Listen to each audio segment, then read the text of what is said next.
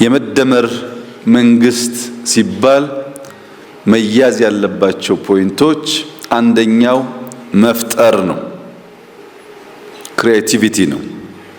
ሁለተኛው መፍጠን ነው። ሶስተኛው ማብዛት ነው። አራተኛው ማጥራት ነው። ምን ማለት ነው ይህ ጉዳይ ያላችሁ እንደሆነ ብዙ ያልፈጠረ ጥራት ማረጋገጥ አይችልም። ከብዙ ፈጠራ ውስጥ ነው ጥራት ያላቸው ጉዳዮች የሚወጡት። ብዙ ለመፍጠር ደግሞ ፍጥነት ያስፈልጋል። ያልፈጠነ ሰው ባለው ሲዝን ባለው ጊዜ በርከት ያሉ ጉዳዮች መፍጠር አይችልም።